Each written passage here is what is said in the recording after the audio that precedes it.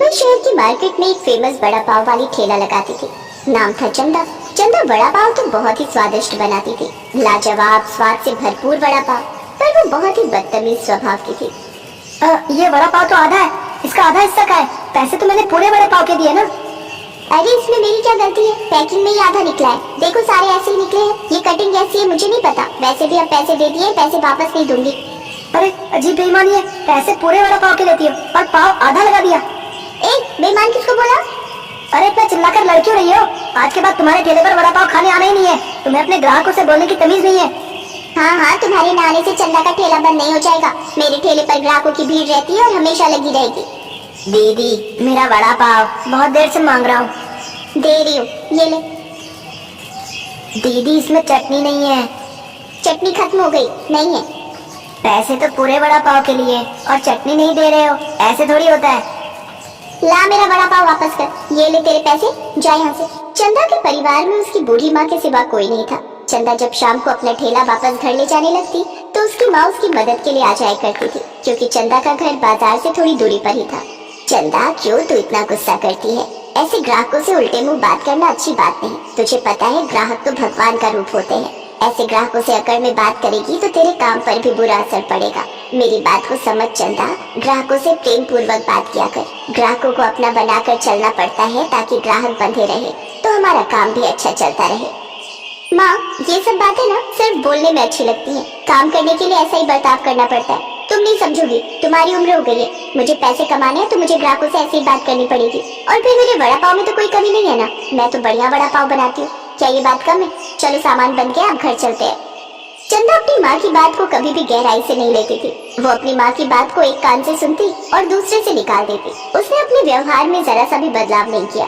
एक दिन एक बुजुर्ग पति पत्नी चंदा के ठेले पर आए। बेटी 2 बड़ा पाव देना। हाँ देती हूँ, लाइन में खड़े हो जाओ। लेंगे। बूढ़े पति पत्नी को बड़ा पाव का इंतजार करते हुए 20 मिनट बीत गए, पर चंदा ने उनकी उम्र का कोई लिहाज नहीं किया।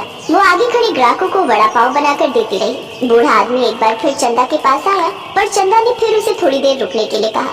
इंतजार करते करते 1 घंटा बीत गया। पहले आप ले लो अंकल जी। अच्छा बेटी। ओ अंकल, लाइन में जिसका नंबर पहले उसे मिलेगा। मेरे ठेले पर सिस्टम से काम होता है। कोई बात नहीं बेटी, पहले तुम ले लो, मेरा नंबर आएगा तो मैं ले लूंगा। उस लड़की ने चंदा से बहस करना ठीक नहीं समझा। उसने अपना बड़ा पाव लिया। कुछ देर बाद उन बुजुर्ग का नंबर आया। बड़ा पाव तो चंदा ने उन्हें दे दिया, पर जैसे ही उन बूढ़ी महिला ने बड़ा पाव का निवाला मुंह में डाला, बड़ा पाव में एक कंकड़ निकल आया। आह! क्या हुआ? पता नहीं, लगता है कोई कंकड़ था।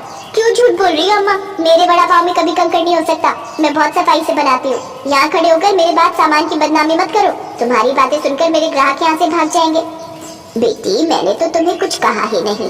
हो सकता है गलती से आ गया होगा, तुमने नहीं देखा होगा। मैं ये नहीं कह रही कि तुम्हारा बड़ा पाव खराब है, कभी कभी अनजाने में हो जाता है। ये लो बेटी अपने बड़ा पाव के पैसे। चलो भाग्यवान, हम वहाँ बैठकर खाते हैं। पता नहीं कैसे बूढ़े ग्राहक आ जाते हैं जिन्हें समझ ही नहीं होती। बताओ, मेरी चीज में नुक्स बता दिया, जबकि मैं इतनी मेहनत और सफाई से चीज बनाती हूँ। चंदा गुस्से में ग्राहकों को बड़ा पाव बनाकर देने लगी। इतनी देर में फूड चेक करने वाले 2 अफसर आ जाते हैं। हाँ भाई, हम फूड टेस्टिंग के लिए आए हैं। हमें खबर मिली है कि तुम्हारे ठेले पर मिलावटी सामान बिकता है। हाँ, और साफ सफाई का भी बिल्कुल ध्यान नहीं दिया जाता। तुम अपने ग्राहकों को खराब और बासी बड़ा पाव बेचती हो। हमें ये सूचना मिली है। नहीं साहब, आपको कोई गलतफहमी हुई है। मैं तो अपने ठेले पर बहुत ही साफ सफाई का ध्यान रखती हूँ। मेरा सामान भी मिलावटी नहीं होता। मेरा बड़ा पाव बहुत ही स्वादिष्ट और ताजे होते हैं। जरूर आपको किसी ने मेरे खिलाफ झूठी खबर दी है मालिक। जो भी है, और अब तुम तब तक यहाँ ठेला नहीं लगा सकती जब तक तुम्हारे बेगुनाही के सबूत नहीं मिल जाते। अगर तुम्हारे ग्राहक तुम्हारे बारे में सही बोल देते हैं तभी कुछ हो सकता है। चंदा और चिंता में आ जाती है, क्योंकि वो जानती थी कि उसने तो कभी अपने ग्राहकों से सीधे मुंह बात तक नहीं की, तो वो उसका साथ बिल्कुल नहीं देंगे। पर जैसा चंदा ने सोचा था, बिल्कुल उसके विपरीत हुआ।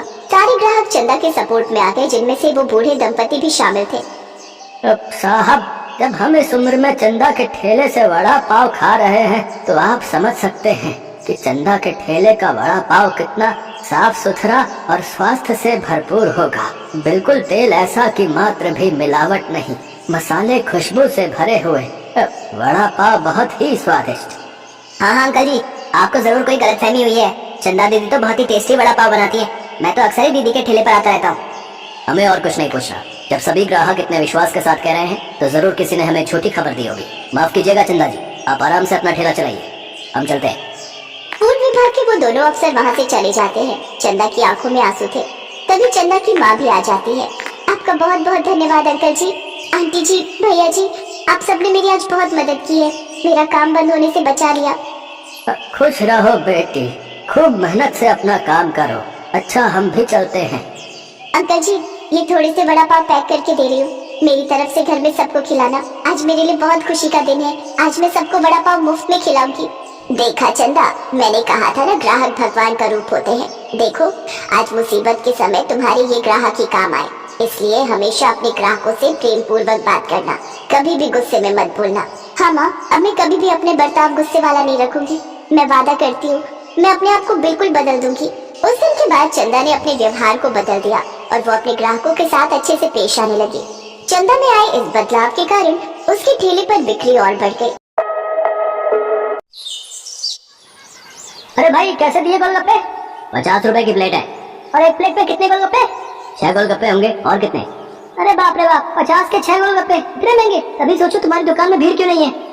मुझे फालतू की भीड़ चाहिए भी नहीं। मेरे पास वही लोग गोलगप्पे खाने आते हैं जो इन्हें खाने के लायक हैं। और तुम लगता है यहाँ नए हो। दाम पूछने से पहले ऊपर लगा बोर्ड ही पढ़ लेते। दाम और नाम दोनों लिखे हैं। मेरा नाम मशहूर है और ये मेरे मशहूर गोलगप्पे हैं। एक एक गोलगप्पा इतना करारा है कि तोड़ो तो आवाज 1 किलोमीटर तक सुनाई दे। और पानी जैसा ग्राहक चाहे, पूरे 10 तरह की वैरायटी है मेरे पास पानी की। और ये देखो, ये है मेरे गोलगप्पों की असली जान, मेरा ये खास मसाला। हाँ हाँ, ये सब तो ठीक है, पर फिर भी 50 रुपए वाकई बहुत ज्यादा है। दाम तो यही है और यही रहेगा। अब तुम देख लो कि तुम मेरे गोलगप्पे खाने के लायक हो या नहीं। अरे ये क्या बात हुई? तुम ऐसे बात करते हो अपने ग्राहक से? नहीं, ग्राहक से तो नहीं, पर जो फालतू मेरा वक्त बर्बाद करे उससे मैं ऐसे ही पेश आता हूँ। चलो अब आगे बढ़ो और कोई सस्ता गोलगप्पे का ठेला ढूंढो। मशहूर ऐसा ही था। ये बात तो 100% सच थी कि वो गोलगप्पे बहुत ही अच्छे बनाता था, लेकिन इस बात पर उसे घमंड भी बहुत था। मशहूर का मानना था कि उसके पास हुनर और किस्मत दोनों का साथ है, इसीलिए उसे पूरा यकीन था कि उसका काम कभी मंदा पड़ ही नहीं सकता। और वास्तव में ऐसा हो भी रहा था। मशहूर के पास भले ही ग्राहक कम थे, लेकिन उनसे ही वो अच्छा खासा मुनाफा कमा लेता था। फिर कुछ दिनों के बाद, हाँ भाई, लाओ जरा गोलगप्पे तो लगाना। अरे तुम फिर से आ गए? रेट कम नहीं होंगे, पहले ही बता रहा हूँ। हाँ हाँ, मैं तुमसे कम करने को कह भी नहीं रहा हूँ। ऐसा करो, सिर्फ मुझे नहीं, इन सबको भी गोलगप्पे खिलाओ और इन सबके पैसे मैं दूंगा। हैं, पगला गए हो क्या? अब ऐसा करो, पहले पैसे रखो मेरे सामने, फिर बात करना। तुम भी ना बड़े शक्की हो। ये लो, ये रखे तुम्हारे पैसे। सूरज अपने साथ जिन लोगों को लेकर आया था वो देखने में ही गरीब लग रहे थे। मशहूर ने सभी को गोलगप्पे खिलाए, जिसके पैसे सूरज नहीं दिए। फिर सबके जाने के बाद, क्या बात है भाई, कोई लॉटरी वॉटरी लग गई है क्या? अभी तो नहीं लगी, पर जल्दी लगने वाली है।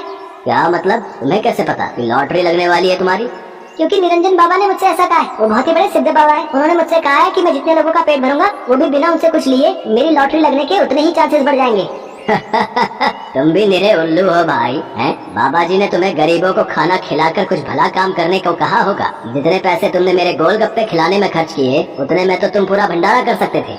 मैं जानता हूँ, पर मुझे इन लोगों को कुछ ऐसा खिलाना था जो इनके बस के बाहर हो। खाना तो कोई ना कोई इन्हें खिलाई देता होगा, पर तुम्हारे गोलगप्पे वो इनके नसीब में कहाँ से आते? और बाबा जी ने मुझसे यही तो कहा था कि जाकर किसी का नसीब बदलो, तो मैंने बदल दिया। अब देखना, मेरी लॉटरी जरूर लग जाएगी।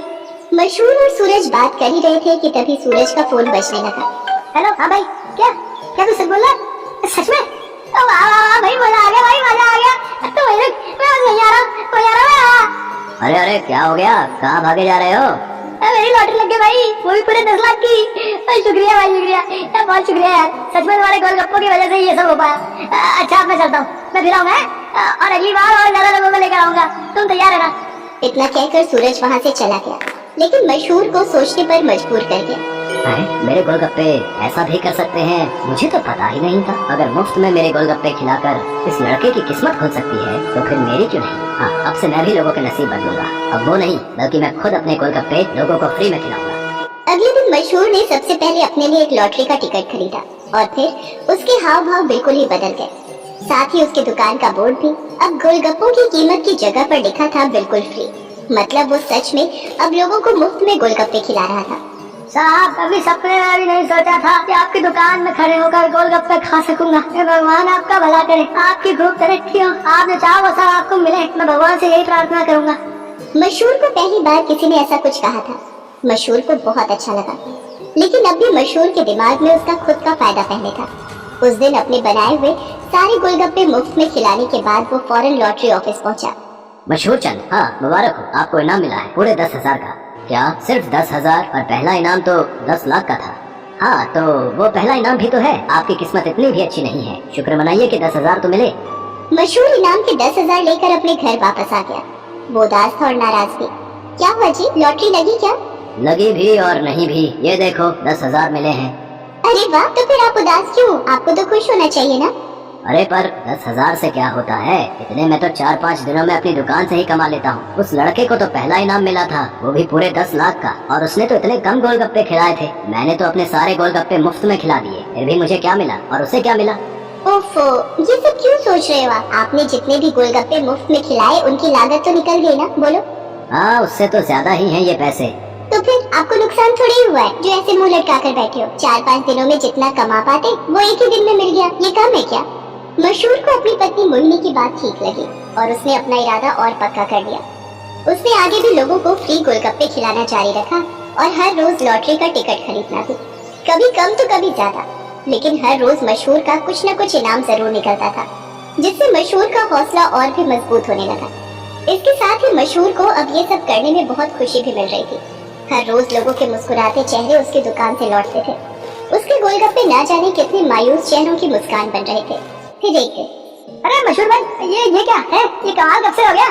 बस तुम्हारे जाने के बाद से ही। लेकिन माफ करना भाई, अब तुम फ्री में गोलगप्पे नहीं खिला पाओगे किसी को, क्योंकि ये काम अब मैं करता हूँ और लॉटरी भी मेरी ही लगती है। हाँ, तुम्हारे जितना बड़ा इनाम तो नहीं लगा अब तक, पर मुझे उम्मीद है कि कभी न कभी वो कमाल भी हो ही जाएगा। मशहूर की बात सुनकर सूरज मुस्कुरा दिया और उसने अपनी जेब से अपना विजिटिंग कार्ड निकालकर मशहूर को दिया और उससे बोला, कोई बात नहीं, ये मेरा कार्ड रख लो। अब लॉटरी का टिकट जब भी खरीदना हो तो बस मुझे फोन कर देना, ऑफिस तक आने की जरूरत नहीं पड़ेगी। सूरज के विजिटिंग कार्ड पर उसी लॉटरी ऑफिस का पता लिखा था जहाँ से मशहूर हर रोज लॉटरी के टिकट खरीदता था। असल में वो ऑफिस सूरज का ही था और उसी की वजह से हर रोज मशहूर का कोई न कोई इनाम जरूर निकल रहा था। कार्ड देखते ही मशहूर सारी बात समझ गया। उसने सूरज के सामने हाथ जोड़ते हुए कहा, मैं ये बिल्कुल नहीं पूछूंगा कि तुमने ये सब क्यों किया, क्योंकि शायद मैं जानता हूँ। बहुत बहुत शुक्रिया भाई, मुझे ये एहसास कराने के लिए कि ज्यादा पैसे कमाने से जरूरी है दुआएं कमाना, लोगों को खुशियाँ बांटना, जो मेरे गोलगप्पे बहुत आसानी से कर सकते हैं। इसके बाद मशहूर ने कभी लॉटरी का टिकट नहीं खरीदा, बल्कि वो फिर से अपने गोलगप्पे बेचने लगा। लेकिन उसके गोलगप्पों का दाम पहले से बहुत कम था, जिसकी वजह से अब हर कोई उसके स्वादिष्ट गोलगप्पों का मजा ले पा रहा था। अब भले ही मशहूर के गोलगप्पे थोड़े सस्ते थे, लेकिन ग्राहक पहले से कहीं ज्यादा थे, मतलब मुनाफा भी पहले से ज्यादा ही था। इसके साथ ही मशहूर ने फ्री गोलगप्पे खिलाना भी नहीं छोड़ा। आखिर के 10-20 गोलगप्पे वो जरूर गरीबों को मुफ्त में खिलाता था, क्योंकि अब उसे गोलगप्पों के साथ साथ खुशियां बांटने की भी आदत जो हो गई।